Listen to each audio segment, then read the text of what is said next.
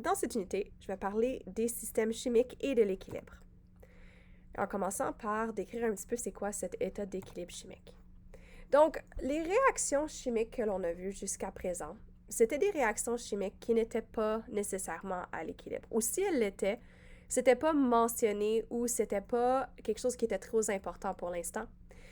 C'était des réactions qui se déroulaient complètement si les réactifs étaient en proportion stoichiométrique. Maintenant, quand on a des réactions qui sont dites à l'équilibre, ce sont des réactions que même si tu mets les réactifs en proportion stoichiométrique, elles vont jamais réagir complètement pour avoir zéro réactif à la fin de la réaction et 100% des produits qui peuvent être formés. Même, comme j'ai dit, même si les réactifs sont en proportion stoichiométrique et donc devraient être capables de complètement réagir ensemble. Il n'y a pas de réactifs limitants puis il n'y a pas de réactifs en excès. Dans ces réactions-là qui sont dites à l'équilibre, c'est des réactions qui vont être dans des situations particulières où, si tu ajoutes des réactifs, ça va aller et évoluer dans le sens des produits pour diminuer la quantité de réactifs qui a été ajoutée et augmenter la quantité de produits. Un petit peu comme si tu avais une balance qui était à l'équilibre. Donc, imaginez que tu as ici un pivot sur lequel tu as une balançoire qui est à l'équilibre. À l'équilibre, tu vas avoir certains réactifs qui vont être encore là. Donc, peut-être je vais juste mettre A et B. Et tu vas avoir une certaine quantité de produits, on va dire C, à la fin de ta réaction. L'équilibre n'a pas vraiment rapport avec la masse, comme on pourrait l'avoir dans un système qui serait à l'équilibre comme ceci. C'est pas vraiment la masse qui est importante. On va voir que pour différentes réactions, il va y avoir différents points d'équilibre qu'on va appeler la constante d'équilibre. Mais si je simplifie un peu le concept d'équilibre, généralement, quand tu as une réaction, tu n'as pas un système à l'équilibre. Tu vas avoir un système dans lequel tu vas avoir ajouté des réactifs et que 100% des produits vont être formés, donc il ne va rester aucun réactif à la fin. Par contre, quand tu as une réaction à l'équilibre, tu vas avoir une certaine quantité de réactifs et de produits qui vont rester à la fin de ta réaction. Si tu rajoutes un réactif de plus, ceci va débalancer notre équilibre. Donc, tu vas avoir plus de réactifs que de produits. Et donc, ton système va être déséquilibré. Donc, quand il est comme ça, il est déséquilibré. Parce que pour être à l'équilibre, il faut qu'il soit à peu près au même niveau. Dans ces situations-ci, quand tu as une réaction qui est déséquilibrée parce que tu as ajouté un réactif de plus, tu vas avoir un processus qui va faire évoluer la réaction dans ce sens-ci, donc dans le sens de former plus de produits, et dans l'objectif de rétablir l'équilibre. Donc, en rajoutant plus de produits, ton équilibre va être rétabli pour revenir au point de départ. Donc ici, tu vas te retrouver dans une situation où tu vas avoir plus de produits qu'il faut être formés parce que tu as rajouté plus de réactifs. Maintenant, comme j'ai dit, pas toutes les réactions vont avoir le même système d'équilibre. Comme par exemple, tu peux avoir une réaction que l'équilibre va favoriser la production de produits par rapport à la présence de réactifs. Donc, tu vas avoir plus de produits formés que de réactifs qui restent. Ou dans certaines situations, tu vas être à l'équilibre où ça va être la formation, ça va être la présence des réactifs qui va être favorisée. Donc, tu vas avoir une plus grande concentration de réactifs que tu vas avoir de produits quand tu vas avoir atteint l'équilibre. Donc, l'équilibre, c'est pas quelque chose qui est spécifique ou une valeur spécifique pour toutes les réactions. Chaque réaction va avoir qui sont à l'équilibre ou qui sont dites à l'équilibre parce qu'elles peuvent évoluer dans les deux directions. Son point d'équilibre va varier et ça, c'est comme ce qu'on va appeler la constante d'équilibre. Les réactions qui sont à l'équilibre vont être représentées par la double flèche qui est indiquée comme celle-ci pour montrer dans le fond que la réaction peut évoluer dans les deux sens si elle n'a pas atteint l'équilibre ou si on débalance l'équilibre. Mais quand elle est à l'équilibre, c'est un système qui est dit dynamique. Donc, c'est vraiment un état où tu vas avoir des réactifs qui vont être transformés en produits. Ceci va débalancer l'équilibre, qui va faire que des produits vont être transformés en réactifs pour rétablir l'équilibre. Et donc, c'est un système qui n'est pas, dès qu'il atteint l'équilibre, fixe. Ça va être un système dans lequel tu vas avoir cet équilibre qui va constamment essayer d'être maintenu, comme quelqu'un qui essaie de garder son équilibre sur une corde, par exemple, qui essaie de garder son ballon. Il va se mettre plus d'un côté, puis ensuite il va se mettre plus de l'autre, puis ensuite il va se mettre plus d'un côté pour essayer de garder cet équilibre-là. Et c'est la même chose lors des réactions qui sont à l'équilibre. La réaction ne va pas se figer et arrêter. Tu vas avoir des réactifs qui vont devenir des produits, ce qui va forcer des produits à devenir des réactifs. Puis tu vas avoir des produits qui vont devenir des réactifs, ce qui va former des réactifs à devenir des produits pour maintenir cet équilibre chimique. Donc, normalement, quand tu as une réaction chimique qui n'est pas à l'équilibre, donc si j'ai une réaction où tu as A plus B devient C, ça serait une réaction chimique qui n'est pas à l'équilibre parce qu'on voit que la flèche ne va que dans un seul sens, le sens qui va vers les produits. Ça veut dire que si je mets les rapports stoichiométriques, donc si je mets 1 mol de A avec 1 mol de B au début de la réaction, à la fin de la réaction, je vais avoir 0 mol de A, 0 mol de B et 1 mol de C. Donc ici, tous les réactifs vont être transformés en produits à la fin de la réaction. Si on représente ça dans un graphique qui est comme celui-ci, ici, si je représente la concentration de A en fonction du temps, donc je vais mettre ça en bleu, on va voir que la concentration de A va diminuer jusqu'à temps qu'elle atteigne 0. Peut-être elle va diminuer comme ça, mais elle va atteindre le 0 éventuellement, où il va y avoir 0 A qui reste à la fin de ta réaction. Par contre, C, dans une réaction qui n'est pas à l'équilibre, s'il fallait que tu suives la concentration de C à l'équilibre, tu verrais, ou pas à l'équilibre, tu verrais que la concentration de C augmenterait jusqu'à temps que tu atteignes la quantité maximale de C que tu peux obtenir. Parce qu'il ne reste plus de A qui peut être produit, donc tu as atteint le 100% de C. Par contre, quand tu as une réaction qui est à l'équilibre, au lieu d'avoir tous les réactifs qui réagissent pour devenir des produits, donc à la fin, donc même si tu commences avec 1 mol de H2 et 1 mol de O2, puis tu as 0 mol de produit au début de la réaction, quand tu mélanges l'hydrogène et l'iode ensemble, à l'équilibre, tu vas avoir une certaine quantité de mol X des réactifs qui restent, et tu vas avoir produit une certaine quantité de produits qui ne va pas être 100% des produits que tu pourrais former à partir de la quantité de réactifs. Ça va être 100%, mais moins ce qui reste de tes réactifs qui n'ont pas réagi. Puis c'est pour ça que si tu regardes la courbe qui est indiquée ici, juste simplement la concentration des produits ou des réactifs en fonction du temps, on peut voir que les réactifs ne vont jamais atteindre une situation où ils vont être à 0 mol de réactifs qui restent. 0 mol, ça serait sur cette ligne. C'est-à-dire qu'il va rester une certaine quantité de mol de réactifs à la fin de ta réaction. Et on ne va pas dire que ça va être à la fin de la réaction, mais plutôt quand la réaction a atteint son état d'équilibre. Maintenant, la constante d'équilibre, comme j'ai dit, c'est cette position d'équilibre que j'avais décrite avant. Chaque réaction à une température spécifique va avoir une constante d'équilibre spécifique. C'est-à-dire que la constante va dépendre de la réaction, mais va aussi dépendre de la température à laquelle la réaction se fait.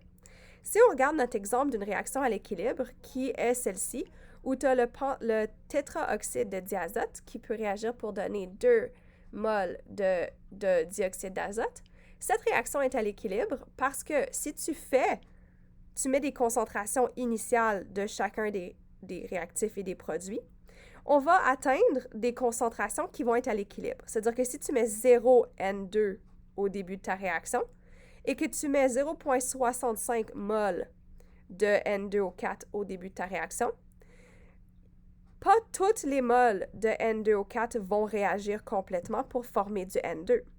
À l'équilibre, donc quand tu regardes la réaction progresser, tu vas remarquer qu'il va y avoir un plateau qui va être atteint pour la concentration des produits et des réactifs.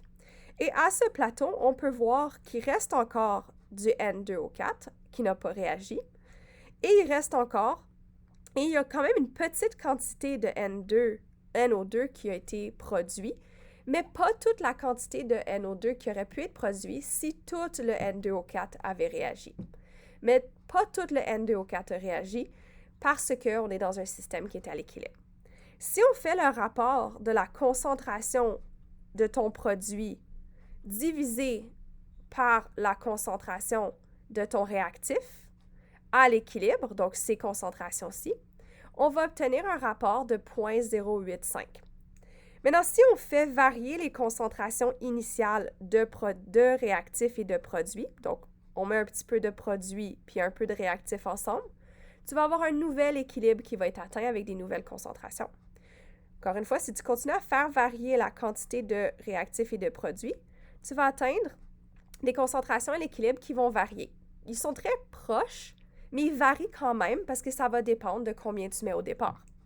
Si on met que des produits au début de la réaction et aucun réactif, on peut voir que malgré cela, on va quand même avoir des réactifs qui vont être produits à la fin de cette réaction, ce qui démontre vraiment que la réaction peut évoluer dans ce sens-ci si tu mets juste une certaine quantité de ton produit à la fin, au début de ta réaction. Donc, si je reviens à mes rapports, si je fais simplement le rapport de la concentration des produits en fonction de la concentration des réactifs à l'équilibre, j'obtiens aucune cohérence au niveau et aucune similarité entre les valeurs que je peux obtenir de ces rapports. Par contre, si je fais le rapport de la concentration de ton produit exposant son coefficient divisé par la concentration de ton réactif, exposant son coefficient qui c'est un coefficient de 1 ici, on voit qu'il y a un lien parce qu'on obtient à peu près la même valeur à chaque fois. Ça, c'est comment est-ce qu'on obtient la constante d'équilibre. Ça décrit la constante d'équilibre de cette réaction qu'on obtient en prenant la concentration à l'équilibre du produit, exposant son coefficient, divisé par la concentration à l'équilibre de ton réactif, exposant son coefficient. Donc, la constante d'équilibre de cette réaction va être exprimée par cette expression-ci ou ce calcul. C'est-à-dire qu'on peut généraliser à partir de cette observation. Si on a une réaction chimique où tu as AA plus B, B donne C, C plus DD, et que c'est une réaction à l'équilibre indiquée par la double flèche, où A minuscule, B, C et D minuscules sont les coefficients des réactifs A, B, C, D, on peut exprimer la constante d'équilibre d'une réaction à l'équilibre par la concentration d'un produit exposant son coefficient fois la concentration de l'autre produit exposant son coefficient, divisé par la concentration d'un réactif exposant son coefficient, fois la concentration de l'autre réactif exposant son coefficient. Maintenant, c'est important de noter qu'il n'y a pas d'unité pour les constantes d'équilibre. On ne les indique pas, on va dire que ça va être une valeur qui est sans unité. Maintenant, qu'est-ce que ça veut dire cette constante d'équilibre? Comme je vous avais dit, la position de l'équilibre, donc si ça favorise les réactifs ou les produits, donc les produits ou les réactifs, dépendant de la position où se trouve cet équilibre, représente la valeur de la constante d'équilibre. Ça veut dire que si la constante d'équilibre est beaucoup, beaucoup plus grande que 0, donc si elle est élevée, ça nous indique que la direction est favorisée, va favoriser la concentration des produits plus que les réactifs. Donc, que la plus grande flèche va être pointée vers la droite, donc vers les produits.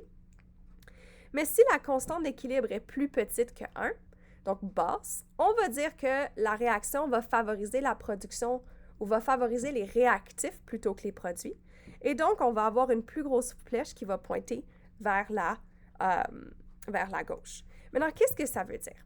Donc, si on revient à notre formule pour la constante d'équilibre, on voit que c'est les produits divisés par les réactifs. Donc, ici, c'est produits divisé par les réactifs. Donc, la concentration des produits divisée par la concentration des réactifs. Ça veut dire que si la concentration des produits est plus grande que celle des réactifs, je vais utiliser une valeur arbitraire, celle des produits, c'est 10, celle des réactifs, c'est 1, la concentration des produits est plus grande que celle des réactifs, on va avoir une constante d'équilibre qui va être plus grande que 1, parce que 10 divisé par 1, ça donne 1. C'est-à-dire qu'on serait dans un scénario comme celui-ci, où la concentration des produits, ici, ça représenterait la concentration des produits, est plus grande que la concentration des réactifs. Donc ici, on voit que c'est plus grand que celle des réactifs. Donc, ce sont les produits qui sont favorisés. Parce que si tu fais la valeur de la constante d'équilibre, on va avoir la valeur de la concentration des produits divisée par celle des réactifs. Et donc, on a une valeur plus grosse au numérateur qu'au dénominateur, ce qui nous donne une valeur de constante d'équilibre qui va être plus grande que 1.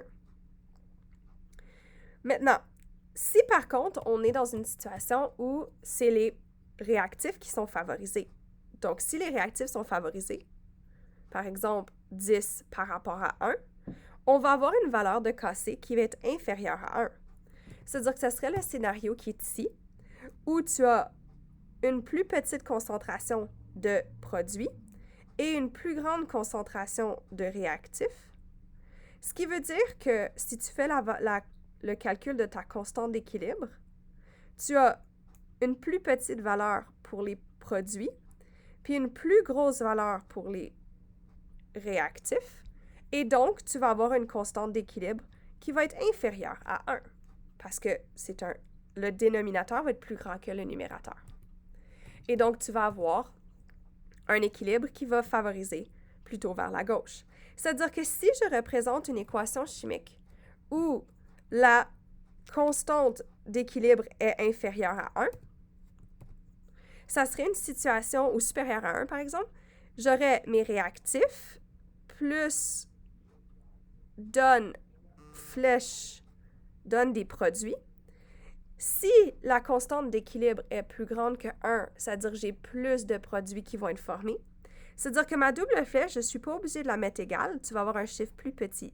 Tu vas avoir une flèche plus grande en haut et plus petite vers le bas, qui nous indique que tu vas avoir plus de produits formés à l'équilibre que de réactifs qui restent, parce que ça favorise la réaction vers la production des produits. Mais si tu as une constante d'équilibre qui est inférieure à 1, donc dans le même scénario, tu vas avoir à l'équilibre plus de réactifs qui restent que de produits. Donc, la réaction qui est favorisée va être celle qui va dans le sens inverse. Et donc, on va indiquer une flèche qui est plus grande qui va aller vers la gauche.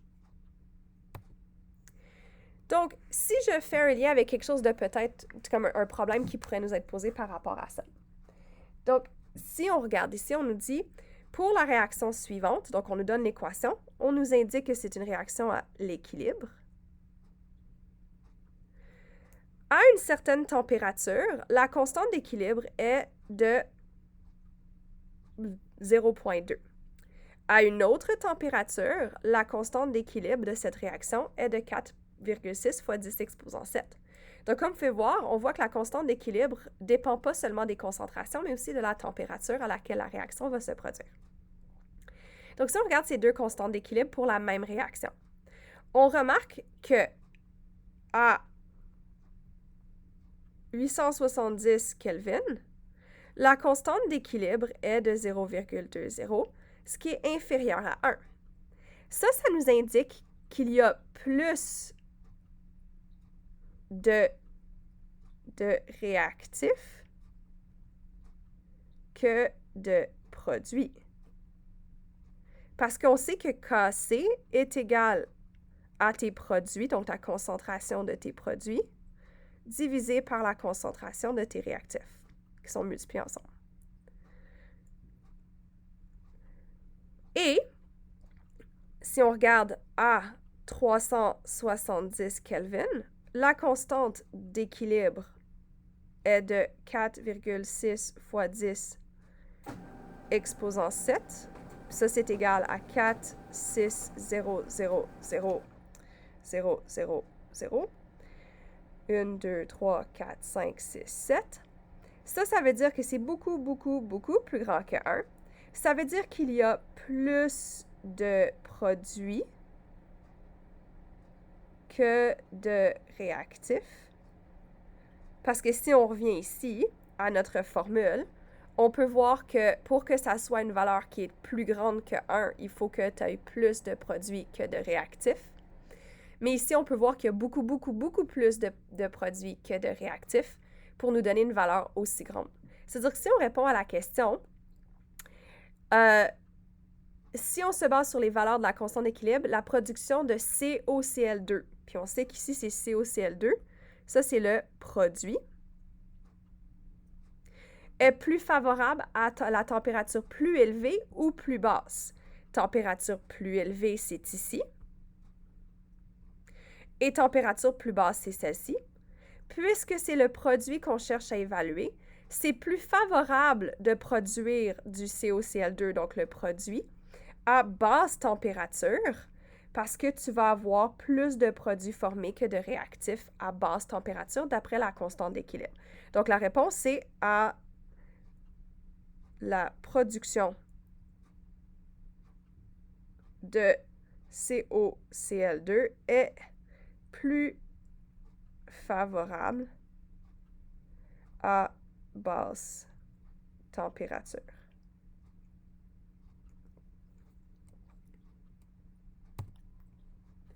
Maintenant, comment est-ce qu'on peut exprimer la constante d'équilibre de différentes façons? Donc, on a deux types de systèmes à l'équilibre. Ça peut être des systèmes à l'équilibre qui sont homogènes ou hétérogènes. Donc, quand c'est un système à l'équilibre qui est homogène, c'est des systèmes, donc des réactions chimiques, où toutes les espèces qui sont en jeu, donc tous les réactifs et tous les produits, sont à la même état ou à la même phase. Donc, ils sont soit tous aqueux ou tous gazeux.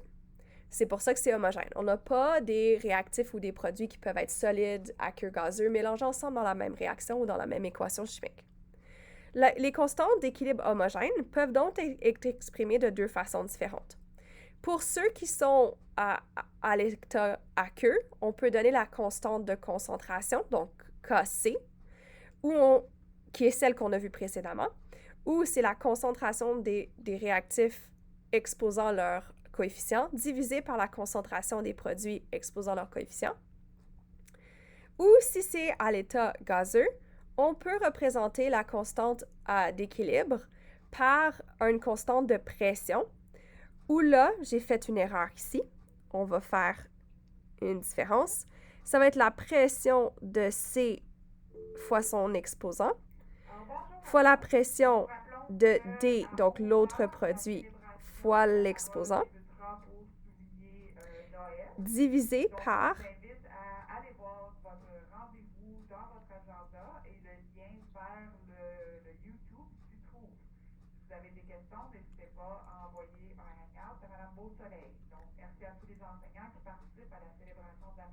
la pression partielle de A fois son coefficient, fois la pression partielle de B fois son coefficient. C'est-à-dire qu'ici, on peut se servir des pressions partielles des réactifs et des produits de réactions à l'équilibre pour trouver une constante d'équilibre qu'on appelle la constante de pression. Ou on peut utiliser les concentrations à l'équilibre de mes réactifs et mes produits pour trouver la constante de concentration. Maintenant, dans certaines situations, comme par exemple quand tu as un gaz qui est dissous en solution aqueuse, tu peux exprimer la constante de pression sous forme de constante de concentration et vice-versa. Donc, si on a une situation où on a des gaz et on veut exprimer la constante d'équilibre par rapport à sa constante de concentration plutôt que sa constante de pression, on peut utiliser cette formule qui dit que la constante de pression est égale à la constante de concentration de cette même réaction fois la constante d'Avogadro, ça c'est R, qui est 8,314, fois la température, qui est en Kelvin, fois la variation du nombre de moles de gaz des réactifs et des produits. Donc, variation des moles de gaz des produits moins les réactifs. OK? Seulement des gaz. Donc, si on résout un problème avec ces informations, lorsque la synthèse de l'ammoniac a une certaine température, parce qu'on sait que la constante d'équilibre varie selon la température, on a obtenu les concentrations suivantes à l'équilibre. Donc, la concentration de NH3. Remarquez que c'est entre crochets, parce que ça, c'est le symbole pour concentration, qui est égal à 5,5 fois 10 exposant moins 2 mol par litre. La concentration de N2 qui est égale à 7,5 fois 10 exposant moins 3 mol par litre. Et la concentration à l'équilibre de H2 qui est 2,2 fois 10 exposant moins 2 mol par litre à l'équilibre. Pour être capable de trouver la constante de concentration, on a besoin d'utiliser l'équation chimique équilibrée. Donc, la synthèse de l'ammoniac, c'est donc N2 gazeux plus 3H2 gazeux donne 2NH3 gazeux. C'est un système à l'équilibre qui indique que la flèche va dans les deux directions. Pour donner l'expression de la constante de concentration ici, on sait que ça va être égal à la concentration du produit fois exposant son coefficient, donc concentration de ammoniac NH3 exposant 2, parce que le coefficient, c'est de 2, divisé par la concentration de N2 exposant 1, fois la concentration de H2 exposant 3, parce que le coefficient, ici, c'est 3. Maintenant, on peut, à partir de cette expression, calculer la constante de concentration ou constante d'équilibre de cette réaction. Ça va être la concentration de ammoniac à l'équilibre, donc 5,5 fois 10 exposant moins 2, divisé par 7,5 fois 10 exposant moins 3. Oh, j'ai oublié de mettre exposant 2, donc ça, il ne faut pas oublier ça. Fois 2,2 fois 10 exposant moins 2, exposant 3. Et ça nous donne 3,788,78. Et ici, il faut donner le bon nombre de chiffres significatifs, qui est 2. Donc, ça va donner 3,8 fois 10 exposant moins, non, 10 exposant 1, 2, 3. Donc, 1, 2, 3, 4.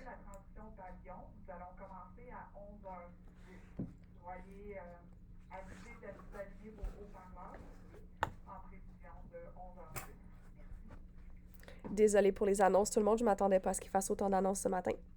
Et donc, maintenant, on a la valeur de la constante de concentration à l'équilibre de cette réaction-ci à 127 degrés Celsius. Remarquez que je n'ai pas mis d'unité parce que les constantes d'équilibre n'ont pas d'unité. Voici un autre problème que l'on peut résoudre, mais ici, on va se servir des pressions partielles. Donc, on va se servir de la formule qui va être qui va inclure les pressions partielles des gaz. La raison pour qu'on se sert de ça, c'est parce qu'on nous donne les pressions partielles des gaz. Et remarquez aussi, par contre, qu'on nous donne une équation chimique avec des gaz uniquement, ce qui veut dire que c'est logique qu'on utilise la pression partielle et la constante qui se sert de la pression pour le déterminer. Donc, ici, on nous dit que la constante de pression de la réaction à 250 degrés Celsius est de 106. Donc, on te donne Kp. Kp est égal à 106. À, naturellement, 250 degrés Celsius parce que la constante de pression varie selon la concentration. Si la pression à l'équilibre de PCl5 et PCl3, ici c'est le phosphore, P, pas juste pression, sont respectivement à 88,7. Donc, on sait que la pression de PCl5 va être égale à 88,7 kPa et que la pression partielle de PCl3 est de 46,9 kPa. On te demande c'est quoi la pression partielle à l'équilibre du chlore à cette température. Donc ici, on sait que la pression partielle ou la constante de pression à partir des pressions partielles va être égale à la pression partielle de tes produits, donc PCl3, exposant leur coefficient, ici c'est 1, fois la pression partielle du chlore, fois son coefficient exposant son coefficient qui est 1, divisé par la pression partielle de PCl5 qui est le réactif, ici encore une fois exposant 1. On peut donc isoler PCl2, donc la pression partielle à l'équilibre du chlore, en prenant la constante d'équilibre de la pression fois la pression partielle de PCl5 divisé par la pression partielle de PCl3. Donc, on sait que c'est 106 fois 88,7 divisé par 46,9. Et donc, la pression partielle qu'on devrait avoir obtenue est approximativement 200 kPa si on arrondit avec les bons nombres de chiffres significatifs. Remarquez que dans les deux scénarios que j'ai donnés, donc celui-ci et celui-ci, c'est un état d'équilibre qui est homogène parce que tu as le même état pour tes réactifs et tes produits. Donc, gazeux, gazeux, gazeux. Si on regarde une situation où l'équilibre est homogène, mais qui implique de l'eau. Donc, quand tu as un équilibre homogène qui implique de l'eau, moi, j'appellerais peut-être un petit peu plus ça un équilibre hétérogène parce que tu as un des réactifs qui est à l'état liquide ou un des produits dans certaines situations qui est à l'état liquide. On peut ignorer la concentration de l'eau parce qu'elle n'a pas de concentration. Donc, elle n'a pas une concentration, elle n'a pas de pression. Donc, on va considérer qu'elle ne va pas rentrer dans la constante de concentration ici. Et donc, au lieu de noter la concentration de ton H3O+, fois la concentration de ton F- divisé par la concentration de HF fois la concentration de H2, parce que l'eau n'a pas de concentration, c'est à l'état liquide, donc c'est pas dissous dans quelque chose, ça va être pas mis dans la constante d'équilibre, donc on va l'ignorer dans le calcul, et donc ceci sera notre constante d'équilibre pour une réaction qui implique de l'eau. Maintenant, dans une autre situation d'équilibre hétérogène où tu n'aurais pas de l'état liquide, par exemple, ou de l'eau à l'état liquide, tu peux avoir aussi des états comme solides qui vont rentrer dans ton équation. Il faut se rappeler que c'est seulement les réactifs qui sont aqueux ou gazeux qui vont être inclus dans la constante d'équilibre, peu importe le type de réaction.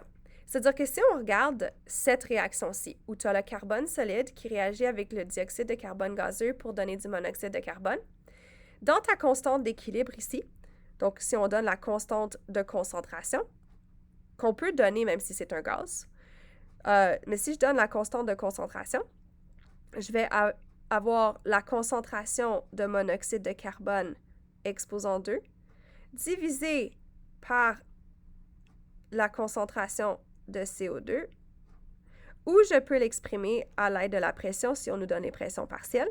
Donc, ça serait la pression du monoxyde de carbone exposant 2 divisé par la pression partielle du CO2 pour cette réaction-ci. C'est-à-dire que la constante d'équilibre pour la réaction ne va pas inclure le carbone qui est à l'état solide, seulement ce qui est à l'état gazeux ou aqueux. Même chose pour cette réaction-ci. On voit qu'on a quelque chose qui est à l'état liquide plutôt que solide, mais c'est quand même pas à l'état gazeux ni aqueux. La constante de concentration ici va donc être la concentration de l'ammoniac fois la concentration des ions hydroxydes, parce qu'ils sont aqueux, divisé par la concentration de l'ammoniac, qui lui est aussi aqueux, donc peut être inclus dans ta constante d'équilibre, qui se sert des concentrations pour déterminer la constante d'équilibre. Donc maintenant, on va résoudre un autre problème avec ce principe. Soit l'équation hétérogène ci-dessous, à 800 degrés Celsius, la pression de CO2, donc c'est une pression partielle, à l'équilibre est de 23,9 kPa. Voici notre équation chimique. Si on regarde l'équation chimique, on remarque que tu as le carbonate de calcium qui est à l'état solide, qui donne de l'oxyde de calcium à l'état solide. Et que dans le fond, on a seulement un produit, donc une espèce chimique dans notre équation, qui est à l'état qui va être gazeux. Ça veut dire qu'ici, s'il fallait qu'on donne la constante d'équilibre à partir de la pression, on sait qu'elle ne contiendra que la pression de CO2 à l'équilibre. Parce que ça va être divisé par rien, parce que c'est ces réactifs et produits vont être à l'état solide et donc ne sont pas inclus dans la constante d'équilibre. C'est-à-dire que l'équilibre ici va être à 23,9. Ça va être sa constante d'équilibre. Maintenant, pour cette réaction, la constante d'équilibre peut être aussi donnée sous forme de concentration ou à l'aide des concentrations. Maintenant, comme ça a été mentionné précédemment, la constante d'équilibre qui se sert des concentrations n'est pas pareille que la constante d'équilibre qui se sert des pressions partielles et on doit se servir de cette formule pour pouvoir faire la conversion. C'est-à-dire qu'ici, puisqu'on te donne la pression partielle, il faut que l'on trouve la constante d'équilibre à partir des concentrations à l'aide de la formule qui dit que la concentration de pression, donc Kp, est égale à Kc fois R, qui est la constante de la constante des gaz parfaits, 8,314, fois la température en Kelvin, exposant le nombre de moles qui a varié entre les réactifs et les produits. Puis ici, c'est les nombres de moles de gaz. On voit qu'on a 0 mol de gaz au niveau des réactifs et au niveau des produits, on a 1 mol de gaz d'après l'équation chimique équilibrée. Ça veut dire que la variation du nombre de moles de gaz, ça va être le nombre de moles de gaz dans les produits, donc 1 mol, moins le nombre de moles de gaz dans les réactifs, 0 mol. Ce qui veut dire que c'est une variation de 1 mol de gaz, ce qui veut dire que delta N va être égal à 1. On sait que delta T est en Kelvin. La température est de 800 degrés Celsius plus 273,15. Donc, si je fais le calcul, ça va nous donner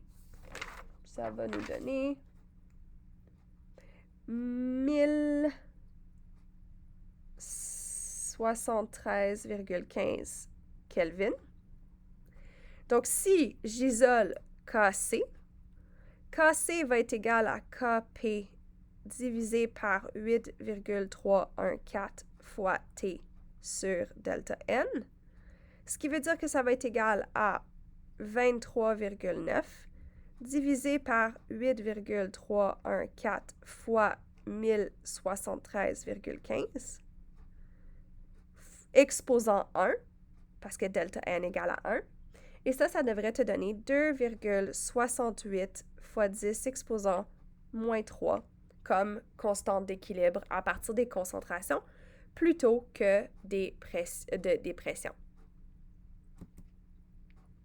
Donc maintenant, je vais vous demander de faire cet exercice pour la prochaine leçon et je vais le corriger en classe.